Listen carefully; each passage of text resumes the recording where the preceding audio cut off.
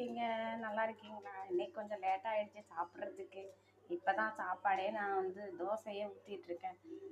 காலை வணக்கம். யார் லைஃப்பும் போக முடியல, சாரி. எனக்கு வாஷிங் மிஷின் வேறு ரிப்பேராக போச்சா, அதனால் கையால் துண்டு வைக்க வேண்டியதாக இருக்குது. இருங்க வர. இப்போ தான் தோசை ஊற்றி வச்சுருக்கேன். அப்புறம் கார சட்னி அரைச்சி வச்சுருக்கேன்.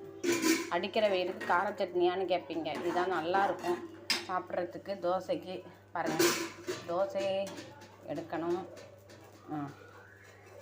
பாருங்களேன், பாருங்க தோசை. ஐயோ, தோசை பிஞ்சி போச்சு. அச்சோ, பரவாயில்ல, அதை நான் அட்ஜஸ்ட் பண்ணி நான் சாப்பிட்ருவேன். அவளுக்கு வேறு ஊற்றி வைப்பேன்.